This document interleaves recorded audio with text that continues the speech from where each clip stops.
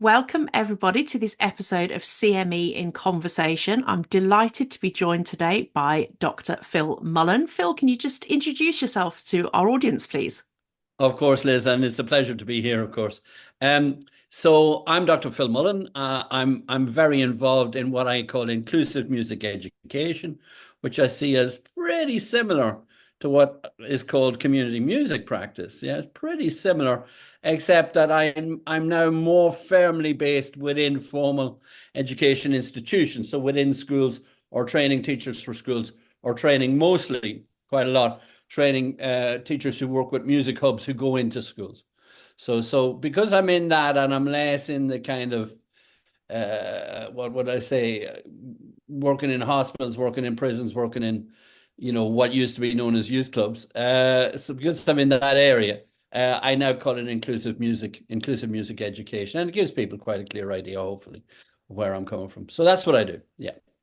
Fantastic, thank you. And inclusion is what I want to talk to you about today, because our level 4 CME learners have several kind of different modules to do. One of them is about equality, diversity, inclusion, talks a little bit about kind of being an inclusive practitioner. There's also one on behaviour, which I'm hoping we're going to touch on as well today, Right. because I think often the kind of inclusion and the behaviour management, I think, goes hand in hand. Sometimes your behaviour issues are because of issues to do with inclusion. So hopefully we're going to have a good old chat about that, and it's going to give some inspiration to our CME learners for when they're creating their evidence against those particular parts of the qualification.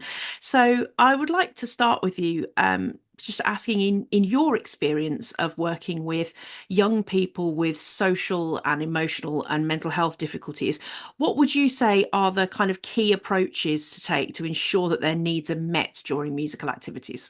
Sure. I am going to answer the question. I'm going to take a long answer. But before I answer the question, I want to look at this strange set of words. Young people with social, emotional, and mental health difficulties. We acronize that as SEMH or SEMHD.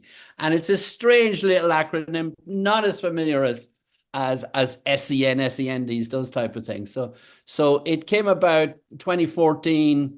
I think it was published in 2015, written in 2014. SEN Code of Practice introduced this term. Probably, I say probably because there's different writings on this, but probably to kind of chip away or replace the BESDs and the SEBDs and all those other acronyms that had the word behavior in them. So what am I saying? Initially, the idea of young people with SEMH, SEMHD was really about children who had previously been labeled because of their challenging behavior. Now, that's not strictly 100% true. It's just quite part of it. Lots of people who were involved in working with children with challenging behavior saw that to be the case. And so that's where I kind of ran with that term for a number of years. And it's a term we would have used working with young people in pupil referral units, many of whom are there excluded from school because of challenging behavior, etc. And we'll return to that in the second session. But in the last couple of years since lockdown, yeah, we have experienced a crisis in school-based education in that, according to the NHS, 1921-2, it may have settled, it may have changed somewhat, but the figures are still very high.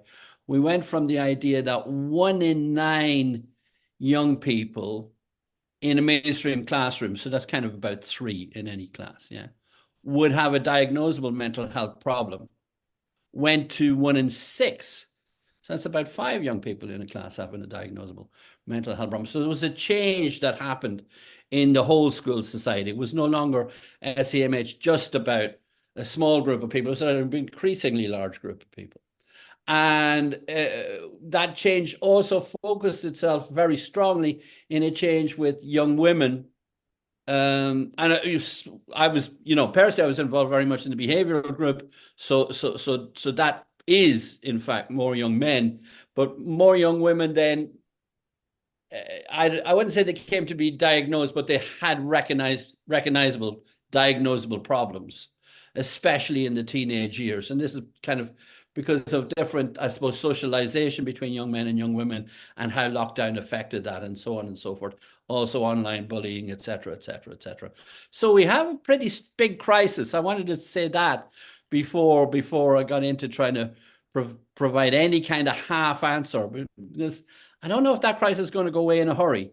And I don't know if anything that we try, even if they're good strategies, I don't know if they'll take in a year or even 2 years. I think it's going to be a long haul, and we've got to be prepared for that. In other words, I think we need to get used to children in classrooms feeling differently than they did before lockdown, perhaps behaving somewhat differently than they did before lockdown, and having differing needs. What do they need? They probably need to get to know you and you to get to know them. They probably need to feel that somebody cares for them and that person can be trusted. So we talking with myself and my colleagues, we talk about building a trusting relationship, being quite open, being consistent, being not afraid to be in a space where people are having deep feelings and saying, look, this is okay. We can work with this. It's okay. In other words, we're not just trusting them and building a relationship with them. We're kind of accepting them. Now, previously, expressions of deep emotion, sudden outbursts, whatever like that, would have been perhaps not frowned upon, but seen as not the thing, I think, in many classrooms. People may contradict me on that. It's fair enough. But that has been my experience. But I now think we need to move to accept these children as they are, understand what they're going through. So that brings us into one of a few things I'll mention. If we're accepting them as they are and understanding what they're going through, we're talking about empathy. Yeah, and the idea that we would consciously, both in our training programs, in our professional development, and in the way we as professionals look at working with these young people, that we're seeing empathy as a key player. Yeah. And empathy is one of 5, what would you call them, strands of what Daniel Goleman, Goleman, Daniel Goleman, has identified as emotional intelligence. Now, there's more to emotional intelligence than Daniel Goleman's 5 strands, but I say that the first we need to work with these kids, build a relationship, so on and so forth. And second, we need to work in an emotionally intelligent way. So to work in an emotionally intelligent way. I'll stay with that for a little while, that idea of emotional intelligence. In my experience, when I was doing my PhD, I was kind of all over this. It was like what I was writing about. And I would go into what's known as a pupil referral unit, and just often work with children who had shown challenging behavior. So it was an edgy circumstance. And so what I would record in my PhD journal was how I felt. So I got a great awareness over time of what my emotional states were. And that's one of Goleman's 5, yeah? Be aware of your own emotional state. And sometimes I'd be like a bit cheesed off, a kid would be cheeky to me. It'd raise my hackles, I would carry that a bit forward. I might not respond in words or anything like that, but you could see it in my body language. Yeah. So I learned how to understand what I was feeling and how to regulate what I was feeling. That's the second of Goleman's things. I had the third of Goleman's 5, which is motivation. And I think every music educator has motivation and motivation and motivation. It's like Tony Blair, I'm sounding like here, but you get my point. But the other 2, very interesting. Empathy, as I've mentioned, was the 4th one. And the 5th one was to, as I say, produce desirable outcomes in others. And I think we've got that. So I think if it comes to us and we say, oh, we need to be emotionally intelligent educators, I think we've got some of it there already. The motivational side, personal and motivate others. What I needed to develop was to know what I was feeling, because it was coming out, but I didn't even know it. And then I needed to develop ways to change that, to accept that and move to another way. And then I needed to grow my empathy. I think I really, really did. So that's the first thing. Say, how do we approach from an emotional intelligence standpoint. The second thing, and keep an eye on me if I go on a little bit here. Yeah. It's fascinating. You go on as long as you like. You're very sweet, very sweet. But the second thing I'd say is something to do with trauma-informed practice. Now, there's a lot in terms of trauma-informed practice there, but the key point is to understand that young people may have suffered trauma. Yeah. And if they suffer trauma, well, I'm from a particular place in Ireland, so I'm from the border, and it was in the 70s, there was a lot of activity, etc. So myself and some family and some friends are in our late 60s to mid 70s. That, yeah.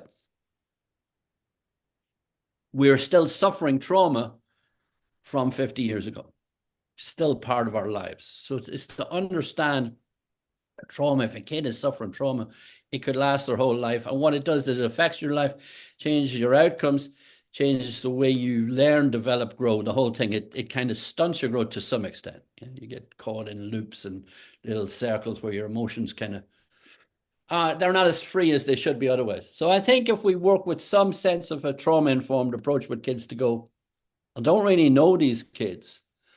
When I start, I'll get to know them, they'll get to know me, but I won't know all the things that have happened to them and what may have happened to them, and people can follow this up. But what may have happened has happened to 67% of us, I think, is they may have had an adverse childhood experience, an ACE, an ACE, yeah, an adverse childhood experience. If you get four adverse childhood experiences, yeah, or more, but four anyway, it pushes you into a very high risk zone in terms of drug take and criminality, poor health, blah, blah. You get it, yeah? So you're trying to work with those kids with an awareness that they may have had these adverse childhood experiences and maybe experiencing trauma. And you're trying to, I've forgotten which Greek, it was probably Hippocrates. It was Hippocrates, of course it was. In the words of Hippocrates, you're trying to first do no harm. Yeah. You're trying not to re-trigger the child. You're trying not to add to their burden of trauma. Yeah. How do you do that? Well, a lot of trauma will come to people if it's a kind of interpersonal thing from somebody being dominant, from a kind of hierarchical situation of somebody being dominant and negative on them.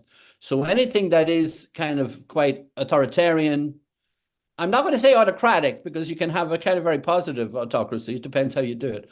But anything that's very authoritarian or, is based around commands and orders and body position, there's a lot of genderized stuff in this as well. Anything to do with that, even if it's not meant in any way, even if it's not connected with original trauma, even if it's not meant in any bad way, you're just trying to get the thing done, but you do it in that way, you can pretty easily re-trigger trauma there. So you start to work on your communication style to, I suppose, just change how you would communicate. I'll just talk about the words you'd use. We're used to in education, it's a thing, it's a historical thing, for better or ill, telling kids what to do. It's like, stand up, get your instrument out of its case, put your hands on this, in this fingering or whatever. Yeah, all of that stuff. Yeah, we do that. Yeah. Actually, I'm suggesting that we might want to review that and reflect on that a bit and find other ways to get to those goals. Like, would you fancy standing up, folks? It helps with the accent, I know, but it's like it's the thing. But you can find a way to do that. Or, oh, it'd be great if we could get the instruments out now. Would that be, yeah? How, yeah? I become very bumbling. I become a very bumbling person, and I take a lot of the kind of authoritarianness out of it. And it works. It works quite well for me. It's a strategy there. So what am I saying? That in terms of this trauma-informed stuff, we're saying we don't want to do anything that will re-trigger. Yeah. And so therefore, I'll interrogate my communication style, and I'll take out command and to tell somebody what to do, words as much as I can. And I'll do words that suggest that we can do things, or ask if maybe. And just by changing that. Now, it also changed other things to not traumatize. So I think about eyeline whether I'm on the same level or above or below. Tend not to be below, but I tend to be on the same level most of the time. But I would rarely be above people. I mean, we'll talk about that later if we talk about behavior. But I'm trying not to be above people and be so-called imposing. I'm not an imposing person, but you get my point. Where this really plays is with kids, this kind of stuff. So you can also traumatize or move in that area by pure chance. I used to back in the day have a beard. And I had this situation in Jaywick, or on the borders of Jaywick in Clacton-on-Sea, well-known town, where I had this little kid who was 4.5, 5 maybe, wouldn't come into the music room. And I worked quite closely there with the special educational needs coordinator, the Senko. And she gave me the answer to what was going on, that because I had a beard, I was a man with a beard, the child was traumatized because they had been abused. I don't know what type of abuse, but they'd been abused by somebody with a beard. So it's obvious that no intention, perfectly decent guy trying to communicate with the kid. They just saw me and it re-triggered them. Yeah, it re-triggered them. Now, I didn't shave off the beard. It's probably, to be honest, I should have done that, really. It would have been a lot easier.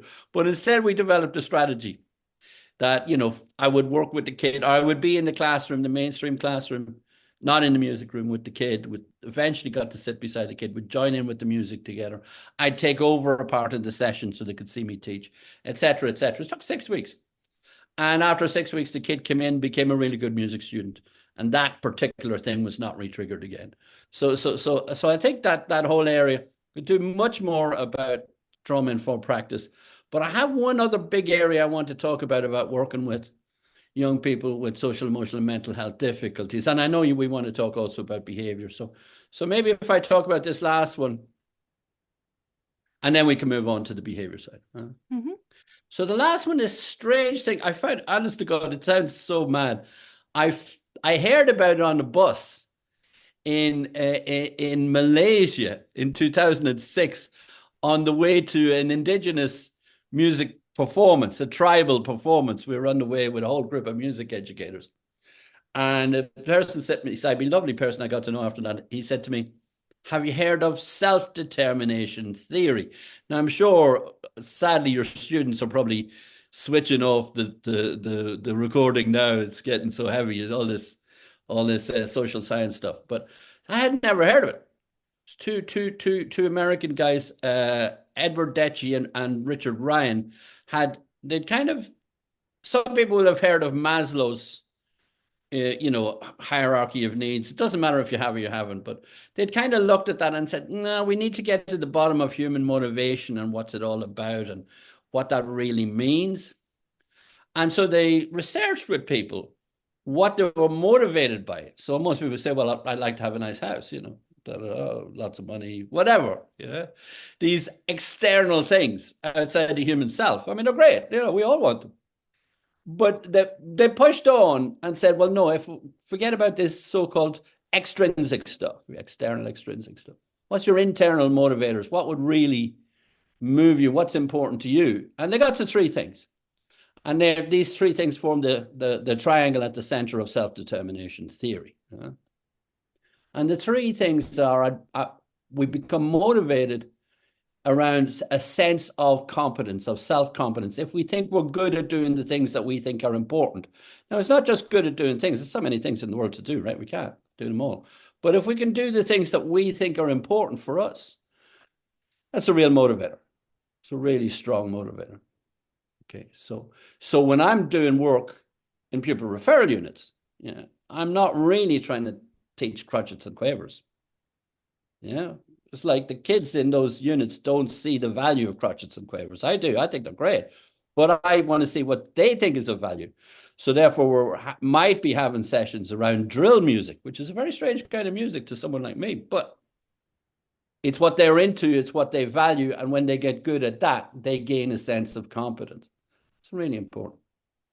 The second thing DC and Ryan came up with, through the research, was that people feel motivated when they have a sense of relatedness. They feel they belong with other people. Okay, and they're part of a group or they have a bond or whatever. So I tend not to run classes. Yeah, I do run training programs, but I tend not to run classes. I run sessions, and in that sessions we'll form a band. The band might be just for the duration of the session, but it's a band, not a class, because it's more status. It's a better thing to be in a band than to be in a class, than to be a student. So and then they relate to the other members of the band. We're all in this band together. Yeah, we might, I don't know, we might have things that bind us together in the band, certain ways we do things, etc., etc. We build that idea of the group and the relatedness as a very important part of how we work together. And the third and final thing in the self-determination theory from DC and Ryan is a sense of autonomy. Now, this is really interesting. This is a drive that's really important for us all.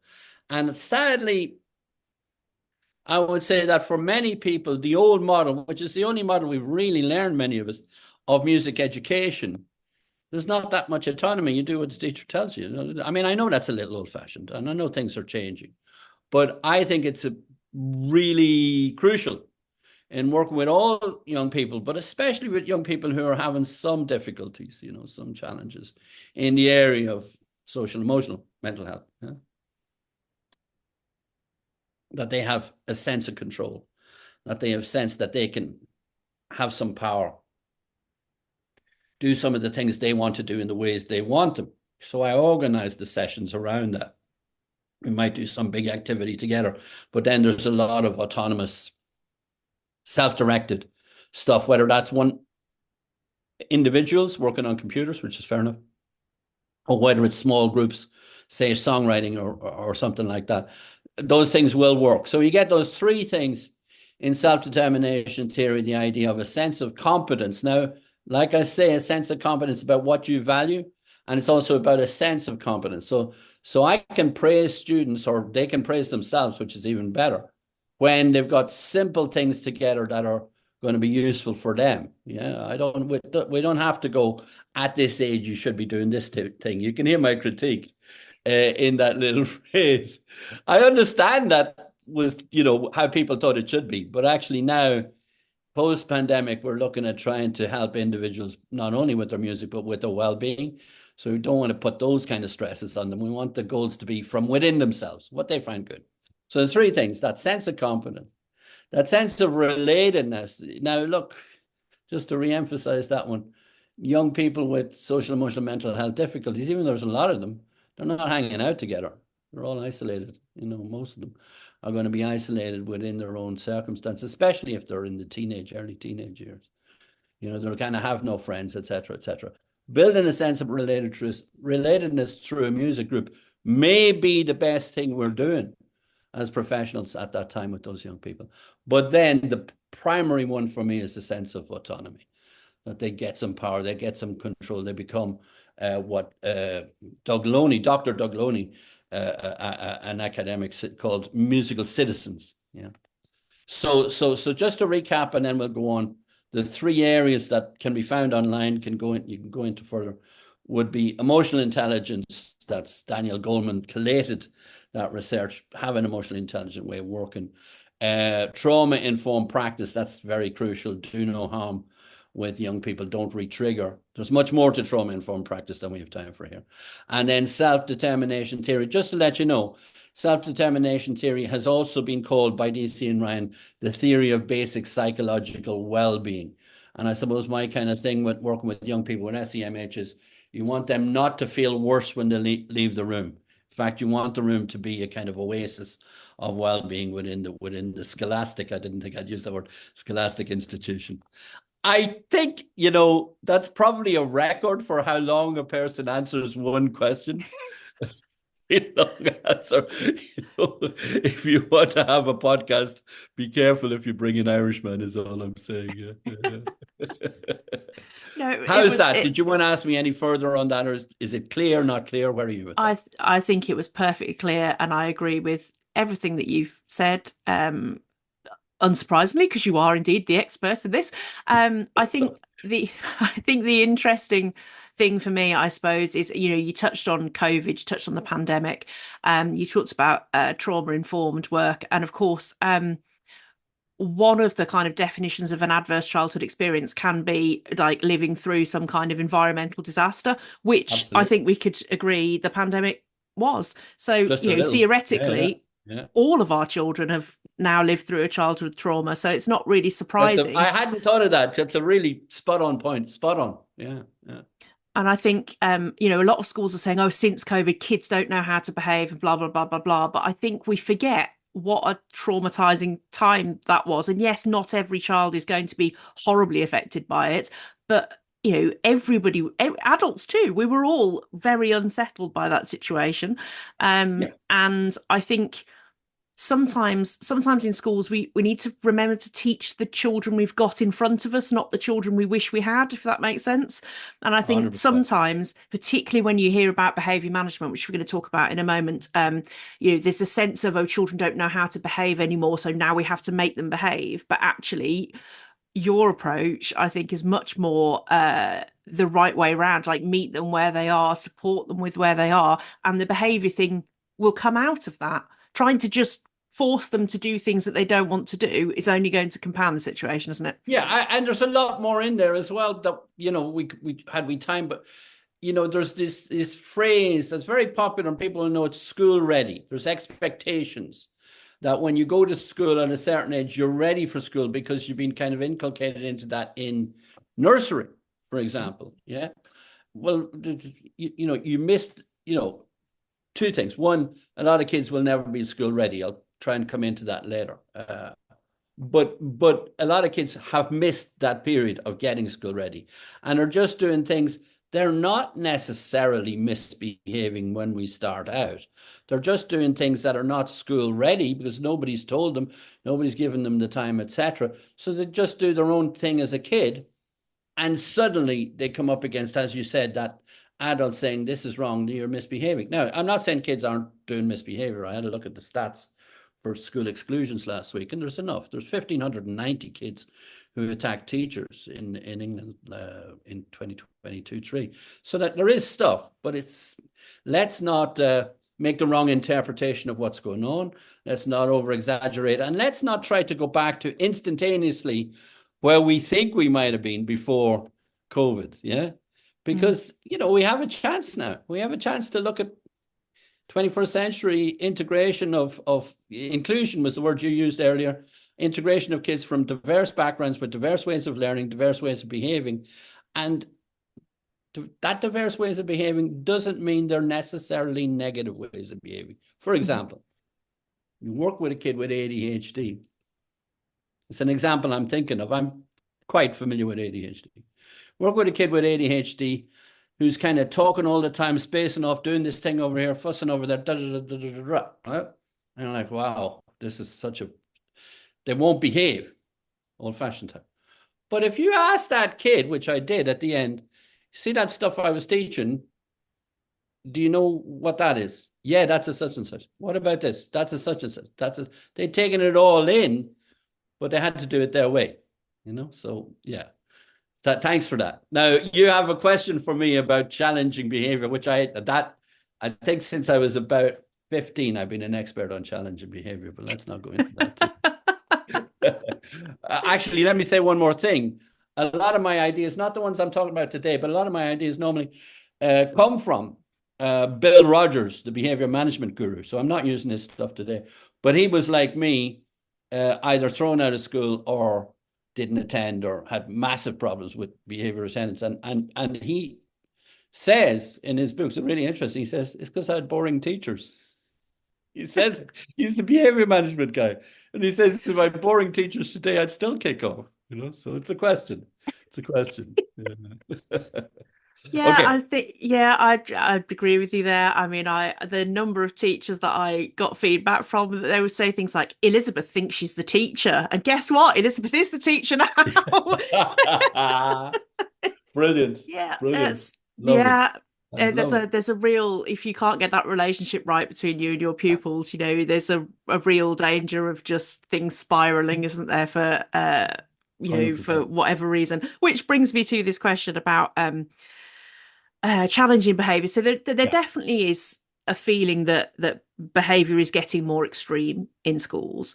I personally haven't looked up the statistics, although you've quoted us some helpful statistics now, but certainly from what you read online, from certainly the work that I do when I deliver insects. So obviously this time of year is my busiest time of year. Normally I do a lovely mix of different topics. This year, every single person just wanted to talk about behaviour, Right. and particularly in kind of a visiting music teacher, music hub, music service kind of setting, because it is more challenging because you don't have the same relationship with the pupils, Absolutely. and there's a lot of other stuff going on. You got to So bring everything. You have to bring everything because the stuff that the other teachers can kind of rely on, which is familiarity, yeah, etc., it's just not there for you. So you really do. yeah, Go on, sir. absolutely.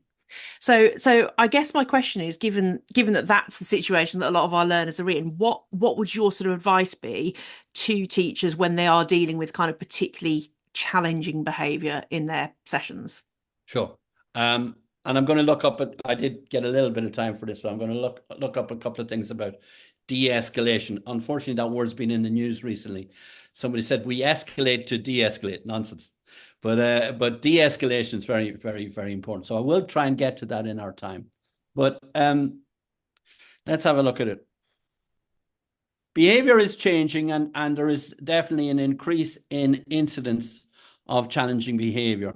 And I would absolutely agree that where those incidents get to a point of danger, yeah, that's serious behavior, and we need to take serious action on that. I agree. Whether that's permanent exclusion, that's a different story, but we can't ignore that. We can't just let that build up. If it's a danger either for a pupil or for a teacher, we need to acknowledge that.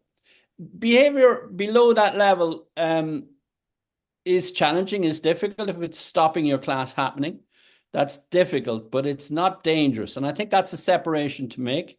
And Mhm. it's just, and to see, okay, well, we deal with that in that way, I would deal with that in that way. And then behavior at another level, which is kind of low level disruption. You remember that one? We used to talk about low level Mhm. disruption. There's probably more incidents of that now, lots more, but they're low level. I mean, there are ways that we can just get on top of that over time and not get too stressed out. So two people I want to talk about.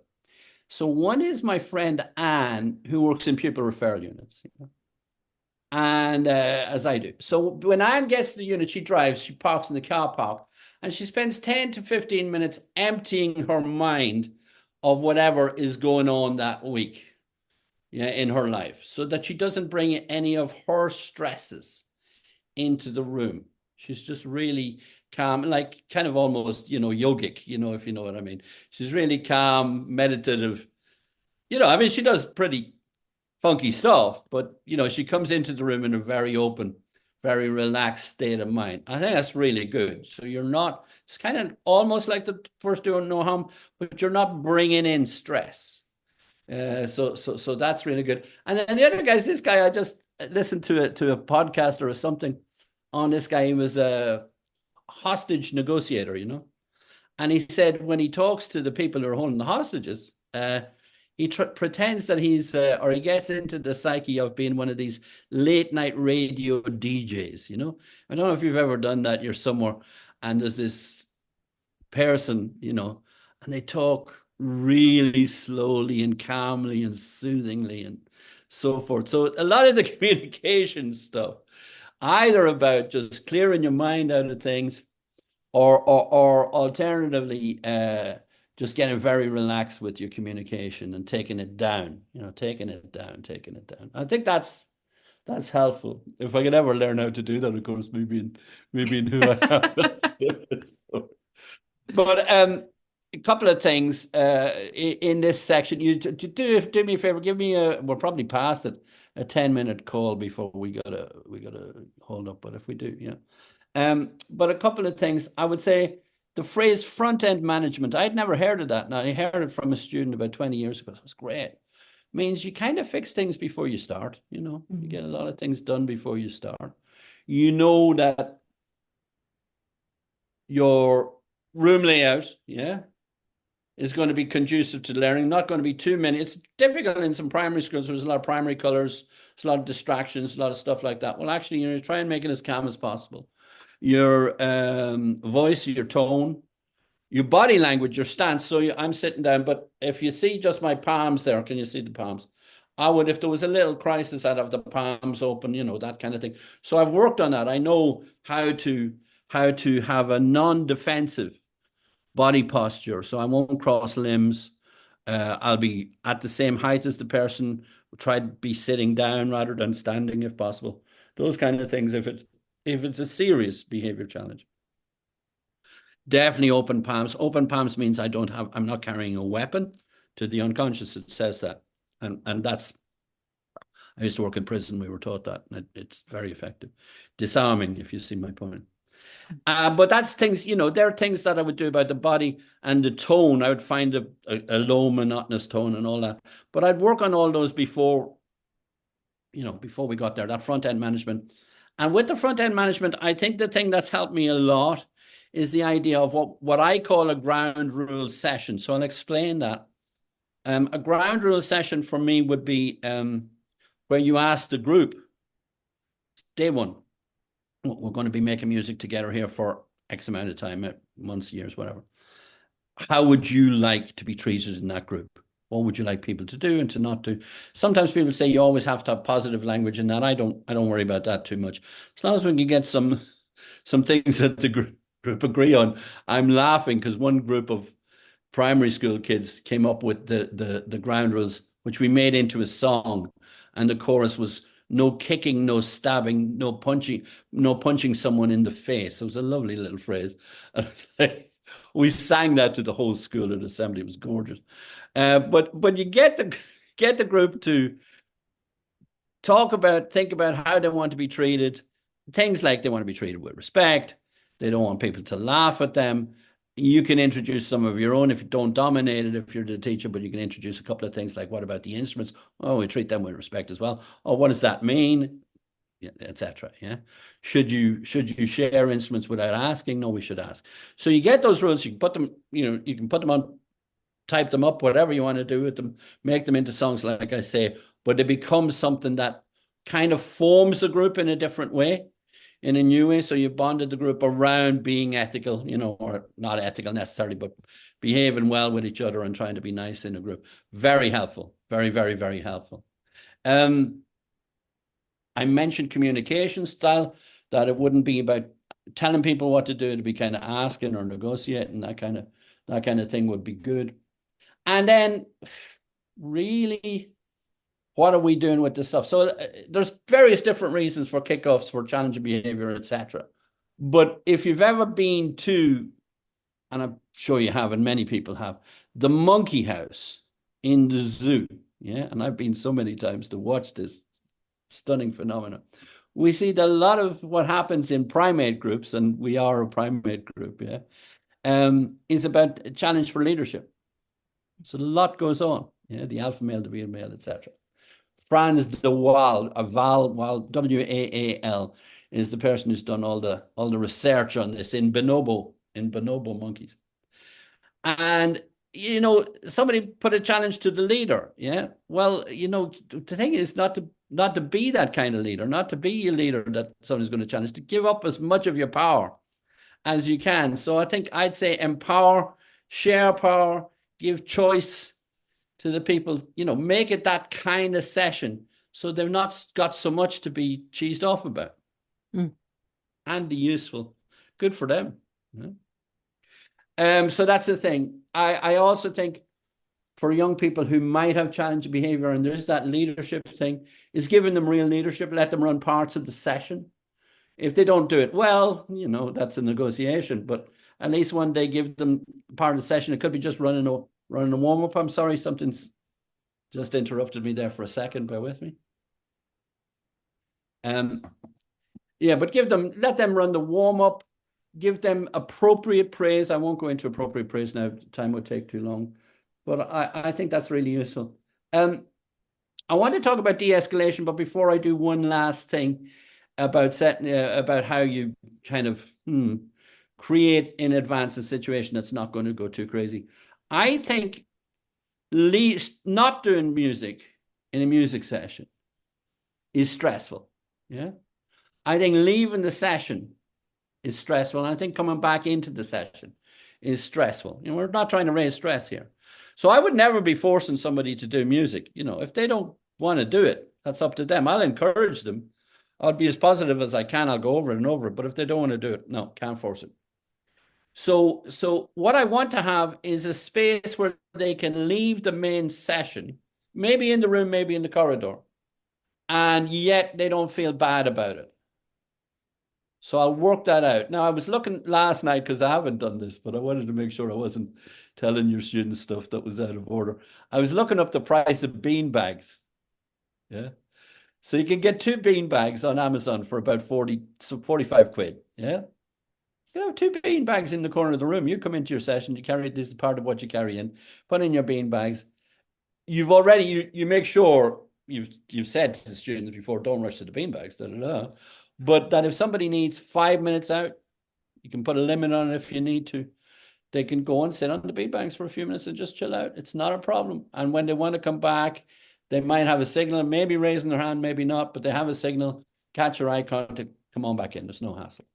I just think that little part is very useful. My friend in Florida, Don DeVito, works with young people with challenging behavior, and they've set up like mini DAWs, digital audio workstations. They've set up like two, I think it is, in the corridor outside the music room.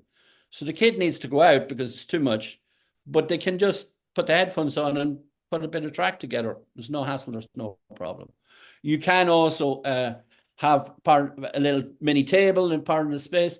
You go over there, you write some lyrics for some songs, or, you can sit and do nothing, and as long as you're not interrupting and just get yourself calm.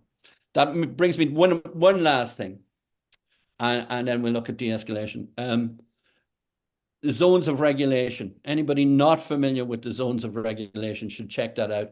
And what you do is, if you are in a situation where there's a lot of kickoffs, a lot of challenge, you just get laminated cards, little cards that have the 4 colors of zones of regulation. You go in and start, where are we? Show us your card. If you get all reds, which means anger, then you got to really think about what your lesson plan is for that session. Yeah. If you get all greens, you go. Yeah.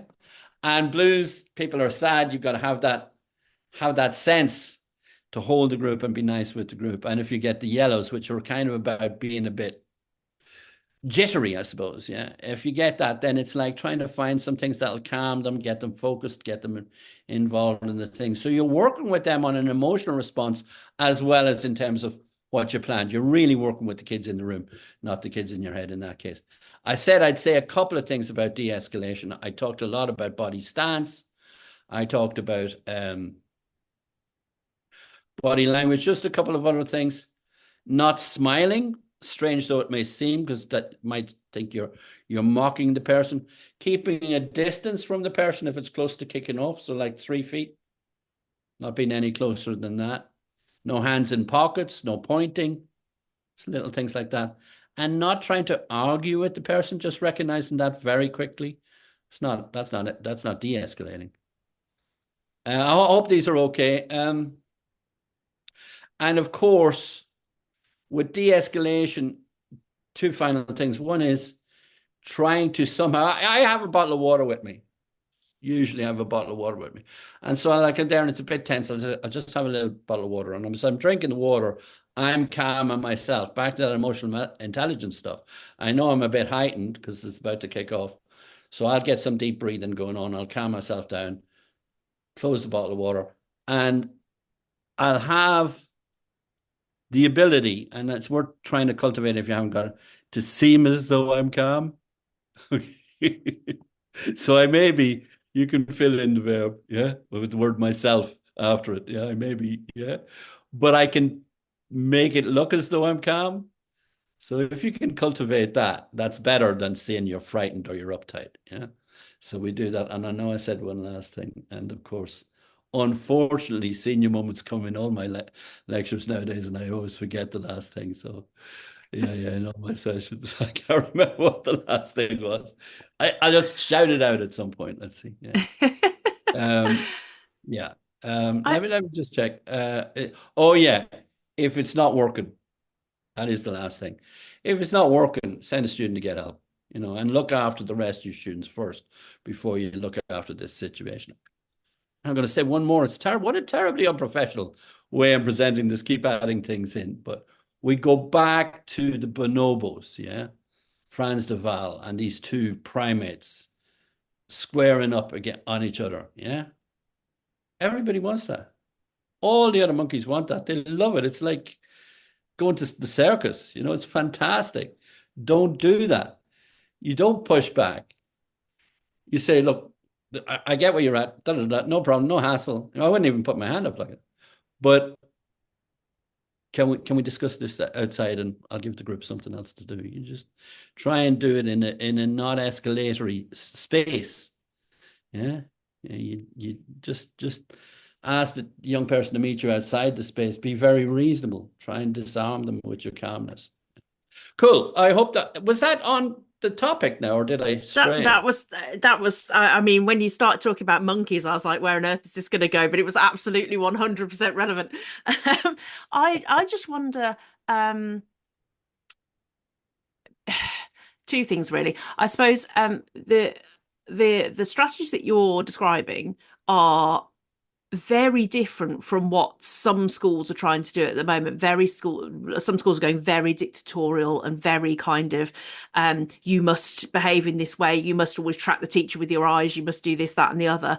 And I suppose my question, which you might not even be able to answer, is for our learners who maybe are having to go in and teach in that environment and are being told, the expectation is everybody tracks you with their eyes, everybody does this, that, the other.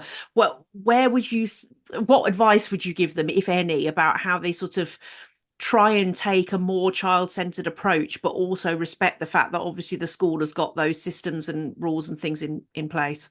But it's kind of, I mean, my very instant answer here, yeah. So there's a lot to say, but it's almost kind of like a negotiating thing. So there's a kind of rule in negotiation is that you know you tell the person you're negotiating with that you would do it. You would go along with them if you could, but it's this other person over here who's the power over you, and you've just got to do that. Yeah. So Mm. you absolve yourself of the responsibility. What I mean by that is if kids are going here, look, I don't want to send you to the head of school. I don't want to give you a detention. That's not my style. I don't like that. You know me, there's a music class. But unless in the next minute we can calm this a little bit, and we can find some compromise, I'm kind of forced to do that, or I'm in trouble Mm. with my job. Yeah, I don't, don't put me in that. Please help me out here. Does that make any sense Yes, as it a did. kind of It a did. stance? It's a bit Perfect. dishonest, maybe, but it's kind of a stance that has worked for me. It's definitely worked for me. Um, should I take a minute to tell a story about this kind of stance approach? Would that be okay? 1 minute? Absolutely. Yes, you go for it. So I'm working in a prison, and there's a guy, I won't say his name. This is 20, 30 years ago, 30 years ago. I'm working in a prison, and the guy is very disruptive and threatening. So I asked my boss, I'm in the education department. I asked my boss, I said, look, could we not have that chap as a student here? Because he's not interested in music and he's actually threatening and it's disruptive, whatever. They said to me, do you want days added onto a sentence? We can put him on tribunal and he'll have an extra sentence. I said, I don't want that. He's just a student I don't want to have in my class. That's all I want. So they took him out of the class. 2 weeks go by. I discovered I've added time onto a sentence, even though I've said no, right? And then they decide to send him back into the class. Oh, Exactly. So I was myself on the evening, but the guy comes in and there was a chair. I had put a chair there. I wasn't sitting in the chair, but I had put a chair there. And the guy comes in and he comes right up to me and he's in my face and he says, "You're a rubbish teacher." Now, rubbish was not the word he used, but you're a rubbish teacher. You're the terrible teacher. You're no good at what you did. You're incompetent. You're stupid. All your teaching's terrible. And he wanted me to come back and argue the point. And I sat down and I just let out this sigh. And I said, that is amazing. That is the best thing I've ever. Nobody has the nerve to tell me that. Look, I actually have two chairs. There's another chair here. Would you, if you don't mind, it's been so useful just to hear that from someone, would you take this other chair and sit down and tell me just what I'm really bad at and how I can change and how I can be a better teacher. So I had a 15-minute masterclass on how to be a better teacher, and we shook hands, and that was fine. And I never saw the guy again. It's called psychological judo. It's psychological judo. It's where you don't push back. You just let the person go. Now, in terms of how you deal with the school authorities going more authoritarian, uh yeah, I think you have to navigate that one slowly. Being more authoritarian with kids will do this. It will bring certain kids to a point of crisis where they'll Mm. kick off and get expelled. That's going to happen. Now, if you look at this is an area I do know something about, excluded children. But if you look at the fact that uh, who was this guy, Rory Stewart? You've heard of him, former Mhm. politician, former minister for prisons, said that at least 1/3 of current prisoners, and others put it at 42%, at least 1/3 of current prisoners were excluded from school. Yeah, so you get excluded from school, you're lost in the system, you end up in prison. That's what happens in that moment. That's where that's going. The school doesn't mind because they'll keep 95% of the kids who will do reasonably well and they'll be quite settled, and that's exclusionary education. And for them, it works. And it's worked for hundreds of years. We now have a chance in the 21st century to do the hard work. It's not easy work, it's hard work of inclusive education and inclusive music education, where we don't lose anyone, where we recognize the worth in these kids. Young kid is challenging. It's difficult. We know that that's not because they're a bad person. We know that's because of the stresses they've had, the adverse child. Yeah, we've got the empathy. We also know that if we're given time and the proper subject area, it's a bit like Archimedes. Archimedes says, give me a lever and a place to stand and I can move the world. Well, we actually have the lever and the place to stand. It's that group, and the lever is the music we can do with them. And we know that if we do that, they can get engaged. They can become learners again, not disruptors. And over time, they can even identify, not as the bad kid, but identify as the musician. It's an extraordinary gift we have. We have to, pay a few coins to Caesar along the way every now and again, but we can do it in a smart way. But we don't want to go full authoritarian. That's not going to help those kids. I think that's an absolutely fantastic way to round off our discussion. That's sort of given us some real inspiration, I think, for how we can make a difference to the children in our care. So thank you very much. Absolutely fascinating discussion. I know that you are going to be running a couple of webinars for Music Education Yes, and I'm Solutions. looking forward to them immensely. Yeah, yeah, yeah. Yeah, so anybody who was, interested in finding out more, you can have a look on our website, which is musiceducationsolutions.co.uk. Underneath the webinars tab, you'll find the information for those, and do come along. We'd love to have you there. If you have any interest in the level 4 certificate for music educators, there's obviously information on the website about that as well, but also underneath the video there's a link that will take you directly to that information. And if you want to listen to more of these chats that we've been having all year, then you can subscribe as well underneath the video, and then every time there's a new one it'll pop up in your inbox and you'll be able to get first dibs on having a listen. But thank you again, Phil. Really fascinating conversation. Thank you for your time. Thank you to everyone for watching, and see you at the next episode. And Liz, thank you so much. Always fun to talk with you. It's great. Thanks. You really get me, saying these crazy things that I really love doing. So it's such a pleasure. Thank you very much. My pleasure too.